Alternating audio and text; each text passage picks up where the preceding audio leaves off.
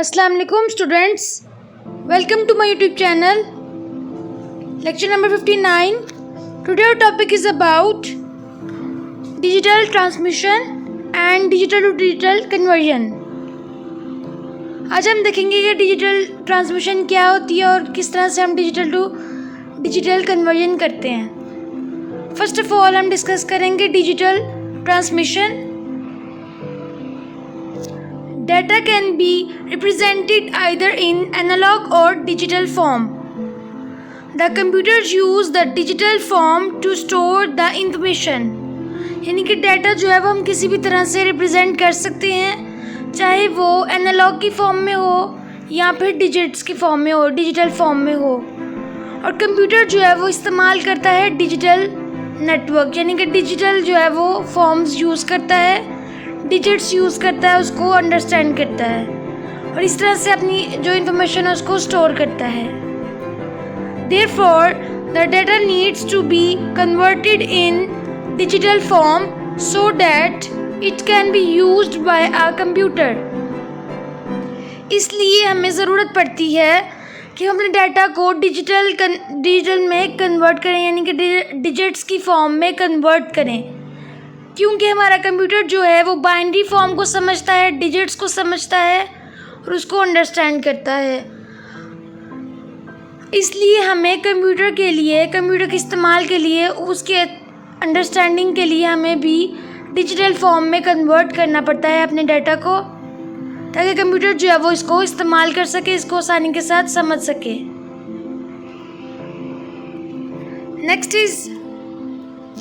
Next आ जाते हैं digital to digital conversion पे. यानी कि डिजिटल टू डिजिटल कन्वर्जन कैसे होती है, यानी कि डिजिट से डिजिट में हम कैसे कन्वर्ट करते हैं. Digital to digital encoding is the representation of digital information by a digital signal. यानी कि हम इस तरह से इसकी इनकोडिंग करते हैं, इस तरह से इसको शुरू करते हैं कि हम डिजिट्स जो हैं उनकी इंफॉर्मेशन को डिजिटल सिग्नल्स की तरह परफॉर्म करते हैं, जैसे डिजिटल सिग्नल्स जो है वो ट्रैवल करते हैं, बिल्कुल उसी तरह से हम इनको चलाते हैं और इस तरह से कन्वर्जन हो जाती है. When binary ones and two zeros generated by the computer are translated into a sequence of voltage pulses that can be propagated over a wire, this process is known as digital to digital encoding. यानी कि अगर zeros और once जो है वो binary numbers हैं और अगर हम इसको कंप्यूटर के अंदर ट्रांसलेट करें एक सीक्वेंस में, एक वोल्टेज को फाइंड आउट करने के लिए कि किस तरह से वोल्टेज जो है वो जा रहा है, किस तरह से उसके सिग्नल्स जो हैं वो पास आउट हो रहे हैं, किस तरह से जो है वो उसके अंदर सिस्टम चल रहा है, वायरिंग किस तरह से हो रही है, तो उसको हम कहते हैं digital to digital encoding. Next इस तरह से जो है वो हमारा डाटा जो है वो डिजिट्स फॉर्म में होता है, जैसे बाइनरी की फॉर्म में लिखा हुआ 010 11101, और फिर वो कन्वर्ट होता है डिजिटल इनकोडिंग के अंदर.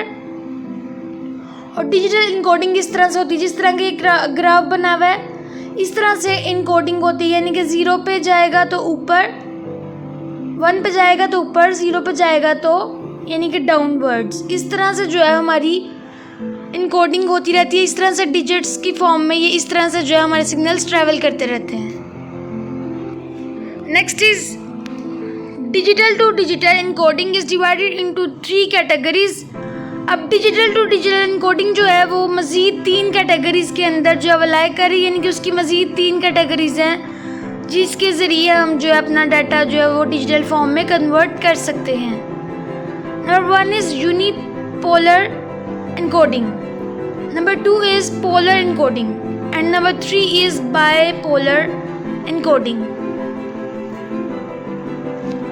इस तरह से जो है ये इसके डिफरेंट पार्ट्स हैं जो मैंने आपको एक्सप्लेन कर दिए थे. जैसे कि यहाँ पे है डिजिटल या डिजिटल टू डिजिटल कन्वर्जन कह सकते हैं, उसके डिफरेंट किस्म की कैटेगरीज हैं, वो 3 कैटेगरीज ही हैं, unipolar, polar and bipolar. First of all हम डिस्कस करेंगे यूनिपोलर क्या होता है. Digital transmission system sends the voltage pulses over the medium linked such as wire or cable. Digital transmission के अंदर एक ऐसा सिस्टम बनाया जाता है जिसके अंदर हम अपने वोल्टेजेस जो हैं उनको देखते हैं, उनको सेंड करते हैं मीडियम के थ्रू, किसी भी किस्म के प्रोसेस के थ्रू, जैसे कि कोई भी वायर लगा के हम जो है वो डाटा को ट्रांसफ़र करते हैं, सेंड करते हैं। किसी भी किस्म की वायर लगा के हम अपना डाटा जो है वो ट्रांसफ़र करते हैं। इस तरह से सिस्टम बनाया जाता है कि हमारे वोल्टेजेस जो हैं वो सेंड हो जाएं, किसी भी डाटा के जो है वो हम आसानी के साथ जो है वो सेंड कर सकते हैं। In most types of encoding one voltage level represent 0 and another voltage level represents 1। यानी कि ये मुख्तलिफ़ किस्म की इनकोडिंग होती है। ज़्यादातर जो है वो ये होती है कि अगर एक वोल्टेज एक लेवल को प्रेजेंट कर रहा है तो एक लेवल को प्रेजेंट करने के लिए 0 शो होगा हमें। अगर दूसरे वोल्टेजेस को रिप्रेजेंट किया जा रहा है, दूसरे लेवल्स को, तो उसके लिए होगा 1, यानी कि 1 जो है वो इस्तेमाल होगा। इस तरह से 0 और 1 करते करते इस तरह से सिग्नल्स जो हैं वो ट्रैवल करते रहते हैं। The polarity of each pulse determines whether it is positive और नेगेटिव। और इस तरह से पल्सेस यानी कि सिग्नल्स जो हैं वो नेगेटिव में आ रहे हैं या पॉजिटिव नंबर में आ रहे हैं, ये हमें इस तरह से पता चलता रहता है क्योंकि ये यूनिपोलर है, इसलिए इनसे हमें ये पता चलता रहता है कि हमारा जो डाटा है वो पॉजिटिव में है या नेगेटिव में है। Next is this type of encoding is known as unipolar encoding and it uses only one polarity.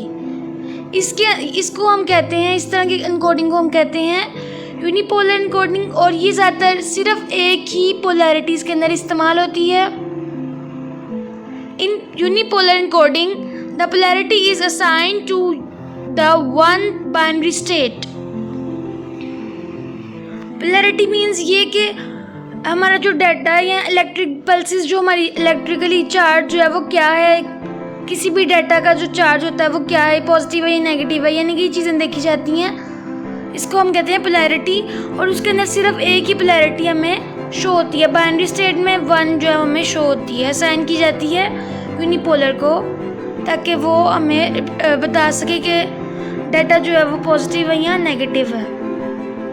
In this ones are represented as a positive value and zeros are represented as a zero value।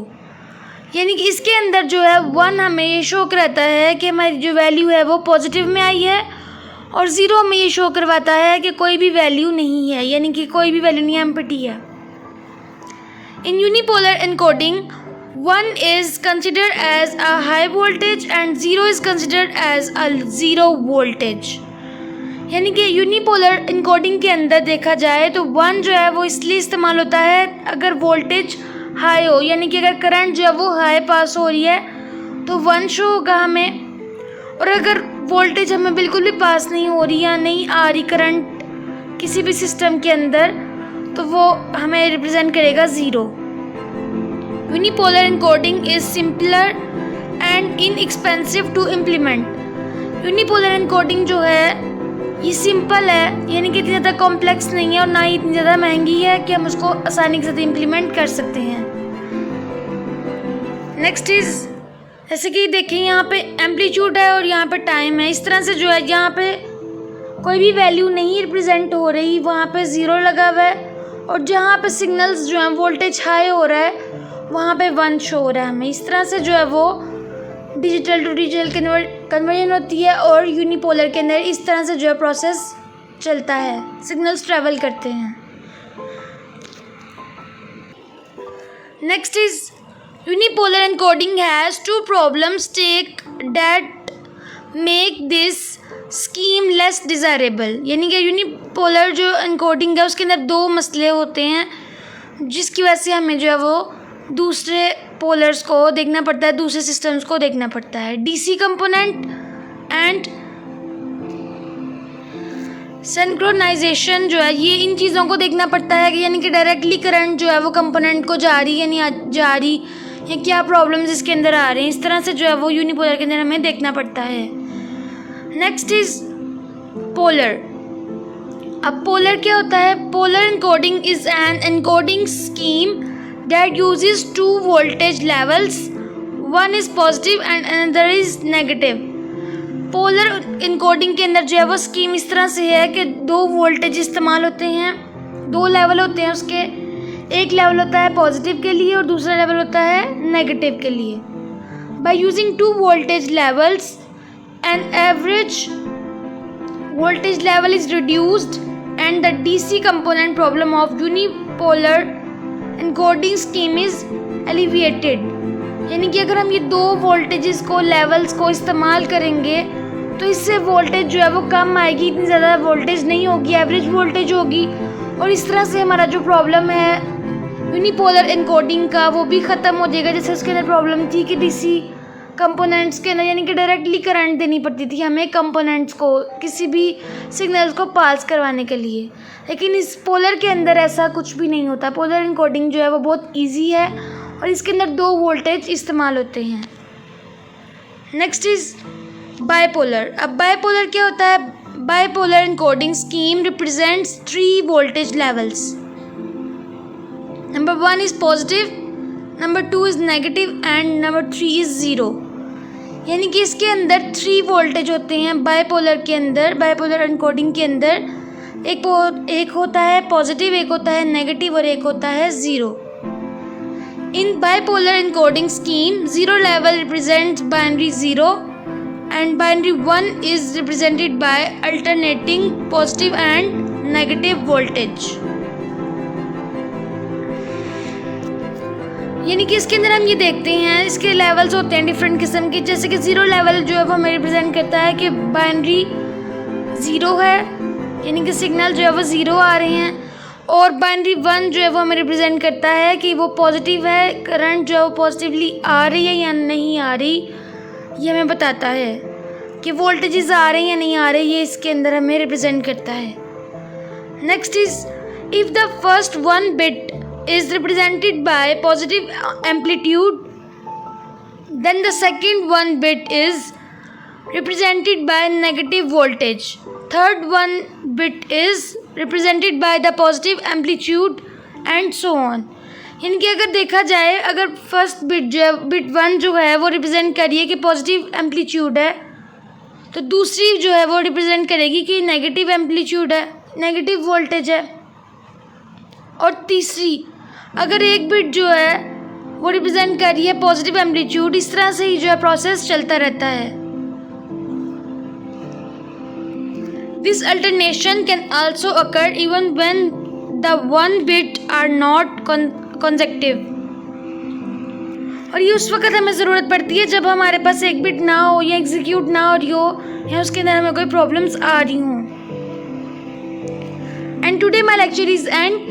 Keep watching my videos and share with your friends.